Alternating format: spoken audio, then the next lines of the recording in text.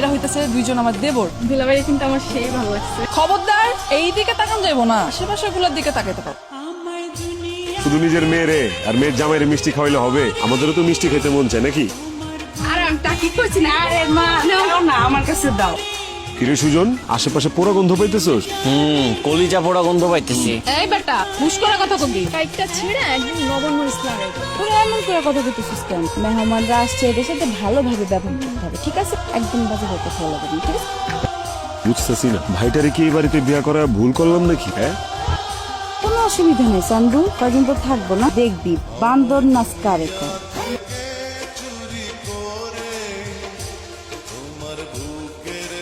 আসতে পারি?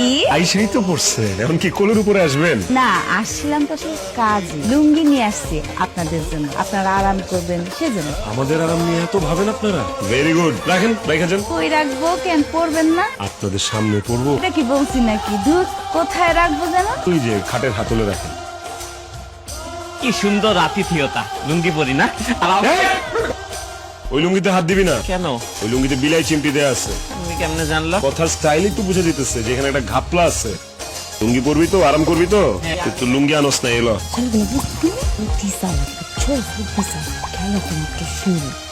কি রে, এখনো প্যান্ট পরে আসছিস? প্যান্ট খোল, লুঙ্গি পরবো। হ্যাঁ।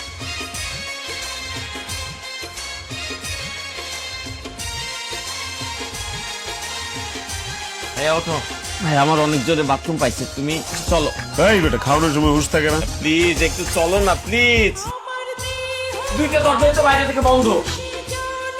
আর আমি ভাইয়ারে ফোন দিই। তাড়াতাড়ি দাও। ভাইয়া বোধহয় সাইলেন্ট করে ঘুমাইতেছে। এখন আমি কি করব, আমার আর সহ্য হচ্ছে না। আমি বুঝছি, এই কাজটা ওই তিন পেতনির কাজ। বেআইসা, পেতনির নাম নিতে না নিতেই পেতনি হাজির।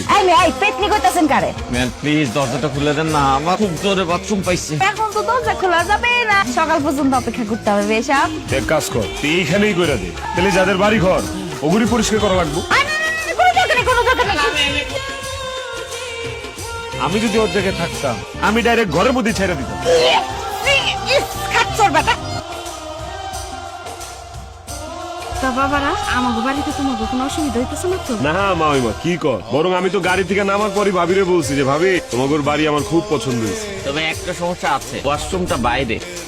এটা গ্রাম দেশ তো, গ্রাম দেশে এরকমই হয়। তাড়াতাড়ি খাও, ঘুরতে যাবে না? তোমরা তাহলে ঘুরে আসো, আমি একটু ওই দিকটা দেখি রান্না বাড়া করতে রইল।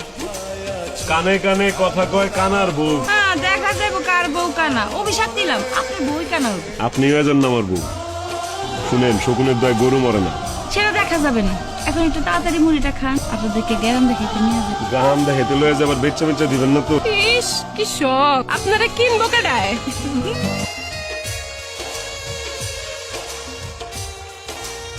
আমি তো ভুলেই গেছি, আম্মা কইছিল মুরগি ধরে লয়ে যেতে, মুরগি ধরে নিয়ে গেলে পরে বিয়ে করে রাইন্দা খাওয়াইতো। তাইলে চল মুরগিগুলোরে ধরে ফেলাই। মুরগি ধরতে হলে তো দরকার একটু শক্ত পুক্ত, এরকম বডি বিল্ডার ড্যাশিং মানুষজন। তারা তো পারে খালি মুরগি খাইতে, মুরগি ধরতে পারো না, বিয়াই পারবো, তাই না? বিয়াই কারণ পারবেন না? সাপ বেজি ধরার অভ্যাস আমগোর, আপনি আছেন মুরগি লয়ে। মুরগি খালি জামু থাবা দিয়া ধরুম আর আপনি করে তুলে আম।